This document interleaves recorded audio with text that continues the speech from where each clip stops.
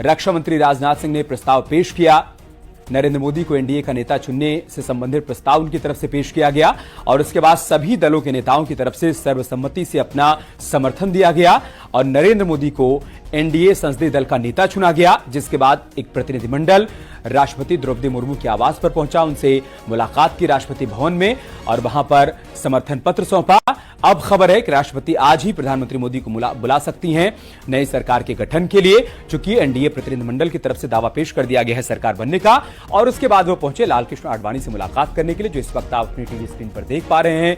दूसरी तस्वीर मुरली मनोहर जोशी के आवास पर जब प्रधानमंत्री नरेंद्र मोदी मुलाकात करने के लिए पहुंचे, वहां पर देखिए एक पटका पहनाकर मुरली मनोहर जोशी ने उनका स्वागत किया, उनका वेलकम किया। बाद में काफी देर तक दोनों नेताओं के बीच बातचीत होती रही और जो तीसरी तस्वीर है वो पूर्व राष्ट्रपति रामनाथ कोविंद के आवास की है, जहां पर प्रधानमंत्री मोदी ने रामनाथ कोविंद समेत उनके पूरे परिवार से मुलाकात की। काफी देर तक वहां पर चर्चा भी चल रही है और इस दौरान रामनाथ कोविंद ने उनका मुंह भी मीठा कराया। बहुत खास हो जाती हैं तस्वीरें कि अपने वरिष्ठ जनों का इस खास मौके पर आशीर्वाद लेने के लिए बारी बारी से प्रधानमंत्री मोदी सभी के आवास पर पहुंच रहे हैं। लालकृष्ण आडवाणी, जो कि भारतीय जनता पार्टी के मार्गदर्शक मंडल के प्रतिनिधि हैं, वो दिशा देते हैं, बताते हैं कि किस तरीके से पार्टी को आगे लेकर चलना है और समय समय पर प्रधानमंत्री मोदी उनके मार्गदर्शन में तमाम बड़े फैसले भी लेते रहते हैं। और दूसरी तस्वीर आप देखिए, पूर्व राष्ट्रपति रामनाथ कोविंद के आवास की है, वहां पर उनसे पहुंचकर मुलाकात की है प्रधानमंत्री मोदी ने। और तीसरी तस्वीर में भारतीय जनता पार्टी के वरिष्ठ नेता मुरली मनोहर जोशी, जिनकी विरासत को वाराणसी में प्रधानमंत्री मोदी आगे बढ़ा रहे हैं, उनसे भी उन्होंने मुलाकात की, उनका आशीर्वाद लिया है। 2014 से पहले मुरली मनोहर जोशी ही 2009 से 2014 तक बनारस के सांसद रहे और अब उसी बनारस ने तीसरी बार नरेंद्र मोदी को सांसद के तौर पर चुनकर दिल्ली भेजा है। तो जाहिर सी बात है कि मुलाकात भी बहुत अहम हो जाती है और आज की एक खास 3 तस्वीरें हम आपके सामने रख रहे हैं।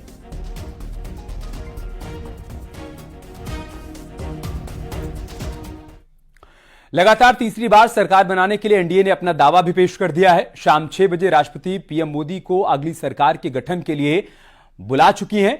अब हम आपको अलग अलग जगहों से आई 5 तस्वीरें दिखाते हैं। देखिए आप 5 तस्वीरें उस वक्त की दिखा रहे हैं जब पीएम मोदी संसद भवन में भव्य उनका स्वागत हो रहा था, उनका वेलकम हो रहा था। उस दौरान की तस्वीरें, उन्हें संसदीय दल का नेता चुना गया, एनडीए के सभी सांसदों ने उनका अभिवादन किया। इस दौरान पीएम मोदी ने संविधान को नमन किया। उसके अलावा उन्होंने नीतीश कुमार और चंद्रबाबू नायडू से भी मुलाकात की है। उसी की 5 तस्वीरें हम आपके सामने रख रहे हैं। आज जब पुराने संसद भवन के सेंट्रल हॉल में संसदीय दल की बैठक चल रही थी, उस दौरान की 5 तस्वीरें आप देखिए। संसदीय दल के नेता चुने गए, प्रधानमंत्री मोदी, माला पहनाकर उनका अभिवादन किया गया, उनका अभिनंदन किया गया। दूसरी तस्वीर तब की है जब संसद भवन में उनका भव्य स्वागत हुआ। जैसे ही जेपी नड्डा के साथ वो सेंट्रल हॉल में प्रवेश करते हैं, पूरा सेंट्रल हॉल तालियों की आवाज से गूंज उठता है। तीसरी तस्वीर में सांसदों ने उनका अभिवादन किया और पीएम मोदी ने भी हाथ जोड़कर सभी का अभिवादन स्वीकार किया। पीएम ने संविधान को नमन किया। जैसे सेंट्रल हॉल में प्रवेश करते हुए प्रधानमंत्री मोदी आगे बढ़ते हैं, सभी सांसदों से हाथ जोड़कर मुलाकात करते हैं और उसके बाद पहुंचकर वो संविधान को नमन करते हैं, जिस संविधान की शपथ लेकर अगले 5 साल उनको देश की सत्ता चलानी है। और नायडू और नीतीश से किस तरीके से उन्होंने मुलाकात की है, बातचीत की है, वो केमिस्ट्री भी आप इन तस्वीरों के जरिए देख सकते हैं।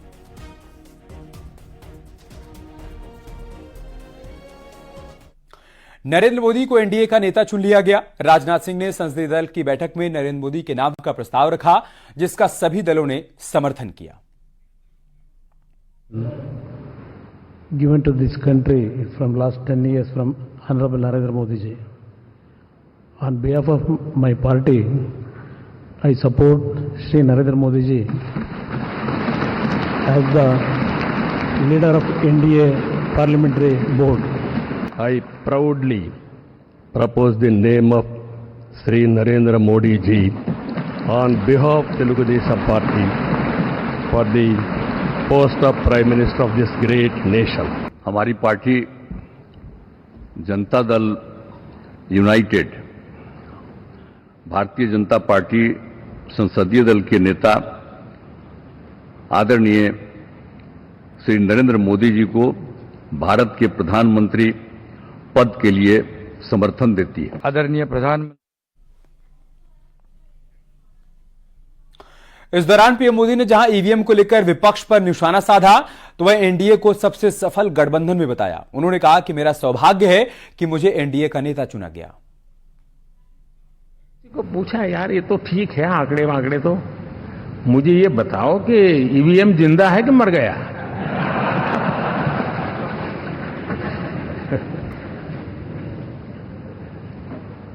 क्योंकि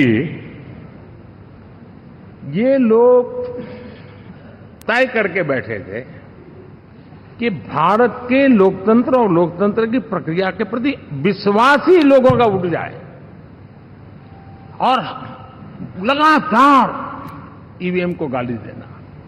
और मुझे तो लगता था कि शायद इस बार वो ईवीएम की अर्थी का जुलूस निकालेंगे, लेकिन 4 जून शाम आते आते उनको ताले लग गए, ईवीएम ने उनको चुप कर दिया। ये ताकत है भारत के लोकतंत्र की, ये ताकत है भारत की निष्पक्षता की, ये भारत की ताकत है भारत के चुनावी तंत्र की, चुनाव आयोग की। और मैं मानता हूं कि ये आशा करता हूं कि 5 साल तो अब ईवीएम शायद मुझे नहीं सुनाई देगा, लेकिन जब 29 में हम जाएंगे तो फिर से शायद ईवीएम को लेकर के नाचने की शुरुआत करेंगे, क्योंकि इनके सुधरने की संभावना बहुत कम है। कि आपने जिस प्रकार से हमें बहुमत देकर के सरकार चलाने का सौभाग्य दिया है, ये हम सबका दायित्व है कि हम सर्वमत का निरंतर प्रयास करेंगे और देश को आगे ले जाने के लिए हम कोई कोर कसर नहीं छोड़ेंगे। वहीं पीएम मोदी को एनडीए संसदीय दल का नेता चुनने का प्रस्ताव अमित शाह और राजनाथ सिंह ने रखा।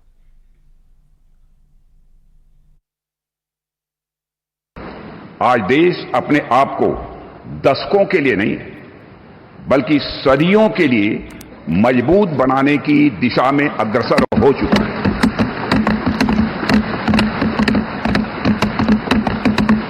और मैं मानता हूं कि इस काम को और अधिक गति देने के लिए मोदी जी से बेहतर और कोई दूसरा नाम नहीं हो सकता है।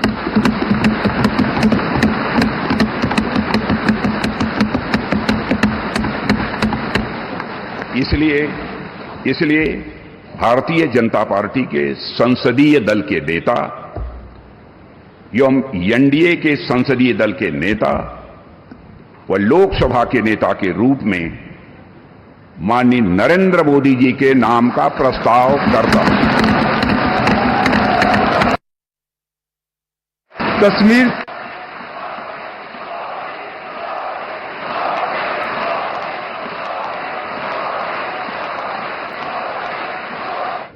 देश के हर कोने से, हर तहसील से, हर कॉन्स्टिट्यूएंसी से एक आवाज सामान्य रूप से उभर कर आई है कि इस देश का नेतृत्व अगले 5 साल के लिए एनडीए की बैठक में नरेंद्र मोदी को संसदीय दल का नेता चुन लिया गया है।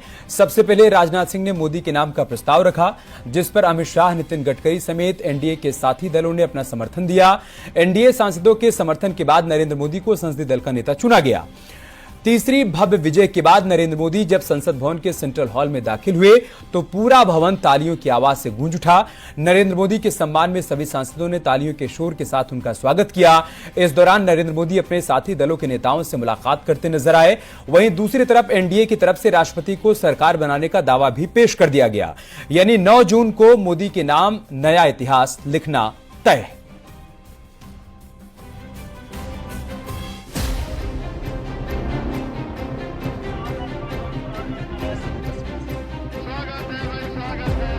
ये मिशन है 140 करोड़ देशवासियों के सपनों को पूरा करने के लिए खप जाना। भारत माता की, भारत वंदे वंदे। जैसे इतिहास के पन्ने पलटे और एक दशक की राजनीतिक यात्रा फिर उसी पड़ाव पर आ पहुंची।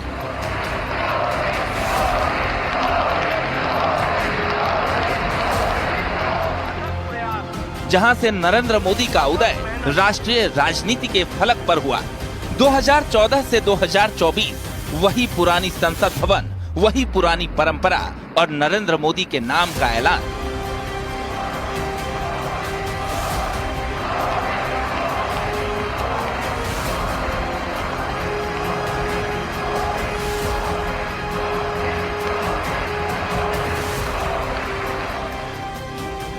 पुरानी संसद भवन का केंद्रीय कक्ष, सांसदों, सहयोगियों, मुख्यमंत्रियों से खचाखच भरा केंद्रीय कक्ष, एनडीए के संसदीय दल के रक्षा मंत्री राजनाथ सिंह ने जैसे ही संसदीय दल के नेता के रूप में नरेंद्र मोदी का ऐलान किया, पूरा कक्ष तालियों की गड़गड़ाहट से गूंज उठा।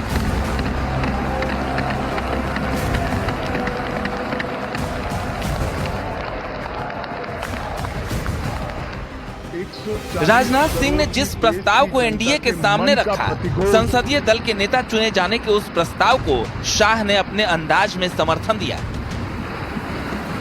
कश्मीर से कन्याकुमारी और कामाख्या से द्वारका तक इतने विस्तृत भूभाग के अंदर देश के हर कोने से, हर तहसील से, हर कॉन्स्टिट्यूएंसी से एक आवाज सामान्य रूप से उभर कर आई है कि इस देश का नेतृत्व अगले 5 साल के लिए श्री नरेंद्र मोदी करें। ये सब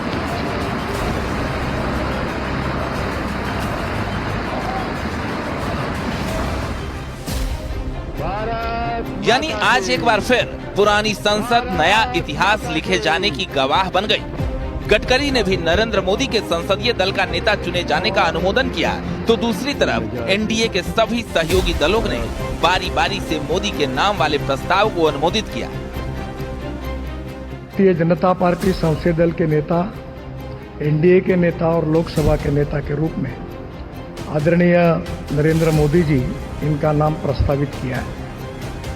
मैं उसका अनुमोदन करता हूं। I proudly propose the name of Sri Narendra Modi ji on behalf of Telugu Desam Party for the post of Prime Minister of this great nation. और इसी के साथ मुहर लग गई तीसरी बार मोदी सरकार, क्योंकि नंबर एनडीए के साथ है और एनडीए मोदी के साथ। हिंदुस्तान के राजनीतिक इतिहास में और हिंदुस्तान की राजनीति में गठबंधन के इतिहास में प्री पोल अलायंस इतना सफल कभी भी नहीं हुआ है जितना कि एनडीए हुआ।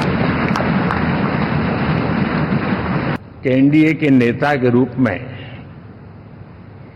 आप सब साथियों ने सर्वसम्मति से चुन करके मुझे एक नया दायित्व दिया है और इसके लिए मैं आपका बहुत बहुत आभारी हूं।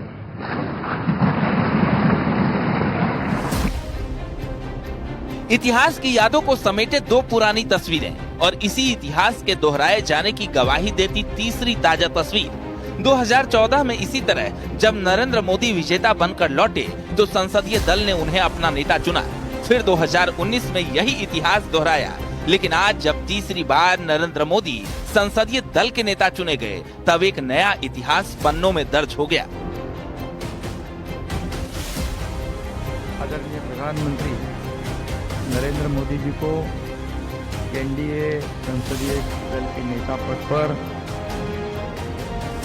राजनाथ सिंह जी ने जो प्रस्ताव रखा है, तो मैं हमारे बाला साहब ठाकरे जी के विचार वाली शिवसेना के पार्टी की तरफ से पूरा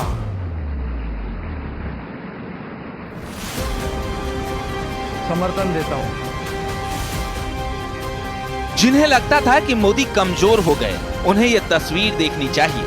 कभी मोदी की बराबरी का दावा करने वाले आज मोदी का आशीर्वाद ले रहे हैं, पैर छू रहे हैं। अब इसी से अंदाजा लगा सकते हैं मोदी का कद कितना बड़ा हो चुका है।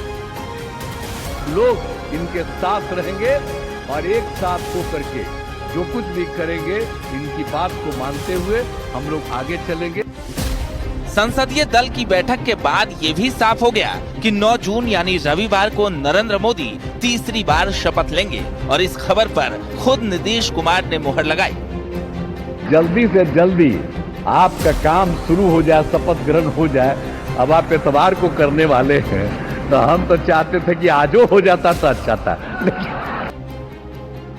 जनता ने एनडीए को 292 सांसद चुनकर भेजे। उन्हें ये कहने के लिए भेजा कि नरेंद्र मोदी, हम यानी जनता आपके साथ है। जनता का यही समर्थन है कि चुनावी दंगल में मोदी अकेले सब पर भारी पड़े। मोदी के बरक्स सबका कद खुद ब खुद घटता गया, क्योंकि मोदी की मेहनत दिखी, रंग लाई, जनता को भाई। आज जनता के चुने हुए उन्हीं प्रतिनिधियों ने यानी 292 एनडीए सांसदों के नेता चुने गए नरेंद्र मोदी, जो तीसरी बार प्रधानमंत्री बनने की आखिरी रस्म थी। Bureau report, news 18।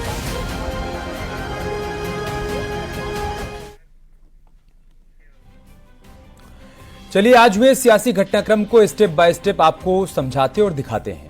पुरानी संसद के केंद्रीय कक्ष में एनडीए संसदीय दल की बैठक शुरू हुई।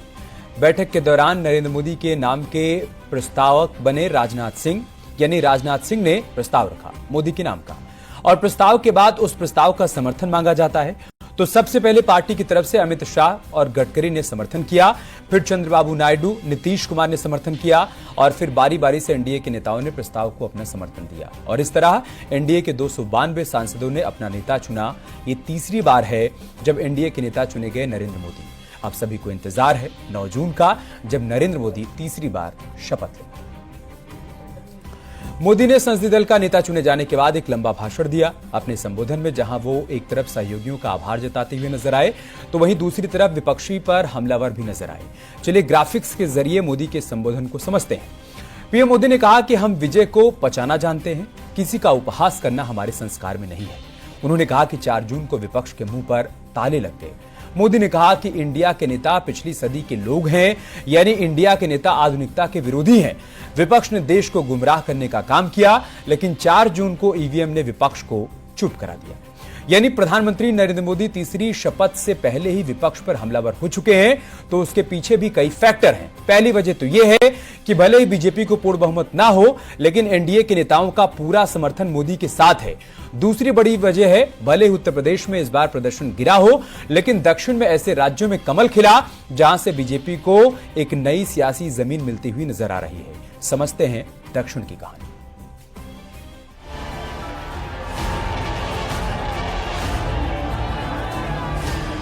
आज जहां भी मेरी नजर पहुंच रही है, लोग ही लोग नजर आ रहे हैं। ऐसा लग रहा है जैसे मानो केसरिया समंदर तमिलनाडु से मेरा रिश्ता राजनीति का नहीं है, ये रिश्ता दिल का है।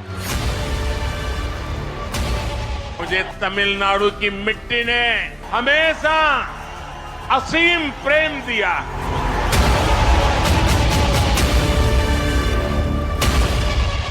आज भारत के हर गरीब के पास मोदी ने गारंटी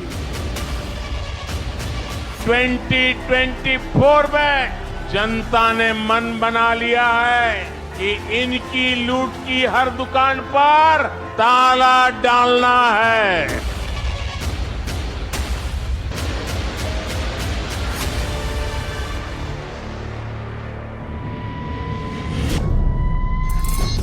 मार्च 2024 पलनाडु, आंध्र प्रदेश। मंच पर दक्षिण भारतीय फिल्मों के सुपरस्टार पवन कल्याण धुआंधार भाषण दे रहे थे। अपार जनसमूह अपने चहेते फिल्म अभिनेता के रियल पॉलिटिकल अवतार में देख निहाल हुआ जा रहा था।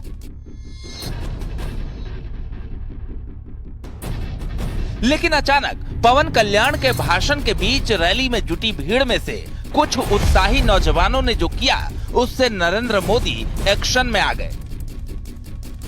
जरा पुलिस के लोग उनको नीचे उतारिए, नीचे उतारिए उनको। बिजली के तार हैं, आप क्या कर रहे हैं वहां? आपकी जिंदगी हमारे लिए बहुत कीमती है। प्लीज नीचे आइए आप। मीडिया वालों ने आपकी फोटो ले ली है, आप नीचे आइए। दक्षिण की राजनीति में नेताओं अभिनेताओं के लिए दीवानगी हदें पार कर जाती है। कई बार तो चाहने वाले जान हथेली पर ले लेते हैं, लेकिन नरेंद्र मोदी को ऐसी दीवानगी पसंद नहीं। उन्हें सबकी फिक्र है, मोदी हर जान की परवाह करते हैं। ऐसे ही लीडर की दरकार दक्षिण भारतीयों को लंबे अरसे से थी। तभी तो प्रधानमंत्री के रोड शो में जन समूह उमड़ा। उनके स्वागत के लिए सड़कों पर लाइन लगाए महिलाएं जुटी। मोदी को प्रचंड जनादेश तक पहुंचाने में दक्षिण के दुर्ग का बहुत बड़ा रोल दिखाई दे रहा है। लेकिन इस मुकाम तक पहुंचने के लिए प्रधानमंत्री मोदी ने अनवरत प्रयास किए हैं। बहुत कम लोग जानते हैं कि मोदी ने दक्षिण भारत में भगवा पताका लहराने का मिशन 10 साल पहले ही शुरू कर दिया था।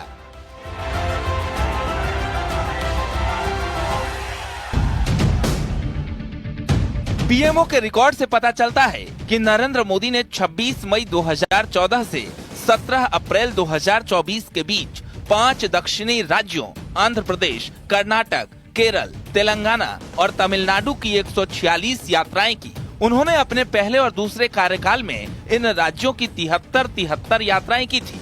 इनमें से 1/3 से अधिक यात्राएं पिछले 3 वर्षों में हुई।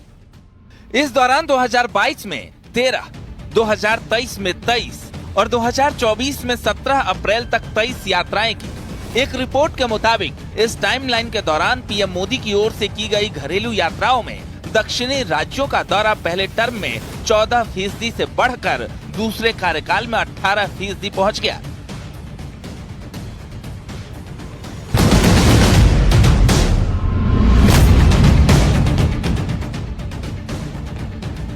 मार्च 2024 की बात है।